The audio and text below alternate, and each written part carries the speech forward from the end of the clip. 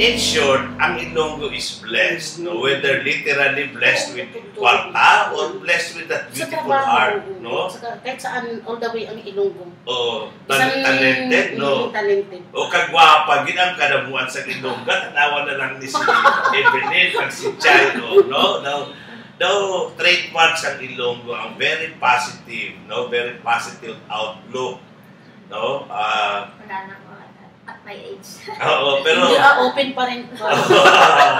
So, muna ginasiling ko nga, Beautiful Heart Foundation, maka-identify ang kailonggohan. Especially now, ang Beautiful Heart Foundation, ginasuportahan niya ang bagong association ng Ilonggo Tacon Association, or in short, ITA, no? Nga, the purpose, number one purpose of ITA, although ita means item na sa ato, no? Kalamuan mo din sa Ilonggo daw, ita man gyapon, no? Ate. O ate, no? Ate, no? Ate. O ate. But anyway, the purpose of that is really to unite.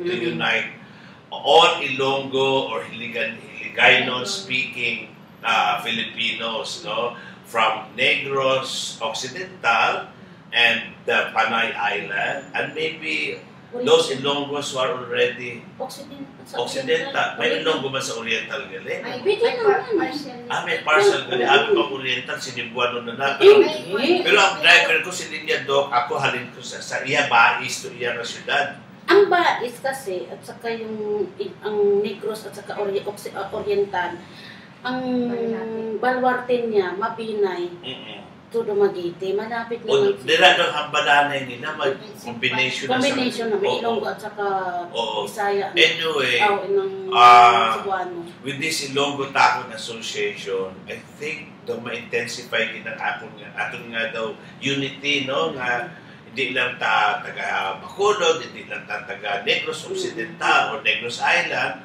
pero dahil isa man ta dito sa Mapanay Island nga kailonggohan. And in fact, even though outside of the Philippines, kadamo na sa Ilonggo, no? In United States, Canada. Kahit saan. Kaya nga, kung makuha sa TV doon sa California, sana makita ng kapatid ko doon, mapinsan ko. Siya doon, lahat na doon. Pwede mo man i-greet siya, kaya mas makita kayo akin kung may internet sila, no? Makita mo ni all over the US. Kaya ni Bong, kasi nandun sa, hindi ko lang alam kung anong part ng California kasi siyempre, malaki. Hindi ako kuhan sa mga lugar talaga nila, pero nandun. Siyempre. Ano nickname mo, Chay? Telma, yes, so Chay Telma. Pilay, pamangkutong ka kung pilay edad mo kung kapasko pa sa imo. 71 na. Oh, 71. 71. Kaming itong March, maging 72 na ako. Oo. Pero kung sa kabataan mo, Chay, anong umbra mo? First na obra ko, sa dito ako sa Manila na kasi ko yun. Nag-Manila na ka mo. Ang first employment ko sa PC noon, headquarters. Sa Philippine Constabulary. Dito dira na sa... Sa may Camp Aguinaldo. Camp Aguinaldo, Prami. Prami ka ba? Oo, Prami. Then, after ng Prami... Pero civilian employee. Civilian employee. Then, nag-ano din ako sa may dyan sa Camp Aguinaldo. Naka-trabaho din. Nag-ano ako sa may under office of the President, time ni Marcos. So daw kuhan ka gali, nagbitan ka sa gobyerno.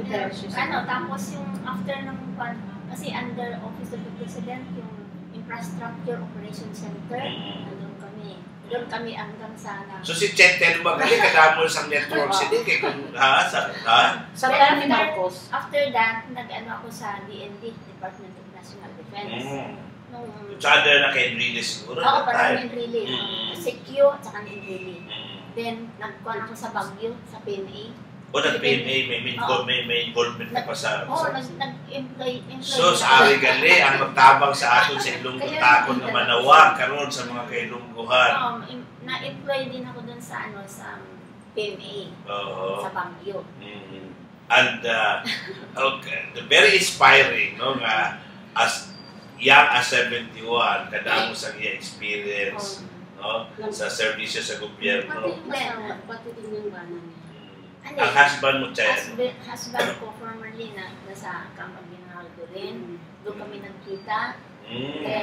So, the first job mo na sa PC? Oo, first job ko. Kaya dalaga ka pa siguro Dalaga pa. Kadamo man mga high-ranking Ilonggo officials, no? Nga daw, no? Kaya nga yung kwando, first ko sa Mikrami, ang boss ko, si Captain Babaw, kasama ni Caridad Sanchez. Yun, naging boss ko yun. Then, nakuha ako sa QM, yung quartermaster, si Major Edralin din yung boss namin, pinsan ni Marcos, yung panahon na yun. Nung nung sa DND rin ako, panahon din ni yun ni Secretary CQ, then yung Billy. Well, kaya with your influence and with your experience, baka puli ka again to invite other Ilonggos, no, to be part of this proposed Ilonggo Takon Association. Ang amo ni target ani nga i-register gid namo ni before the end of January, no, sa Securities and Exchange Commission as Ilonggo Takon Association. Although there's another media person and businessman who is behind this project, si Ike Sinieres. Utod na siya ni Congressman Roy Sinieres. Kay Ilonggo man, kasi manwa man at atong gyapon na sila. Ano yan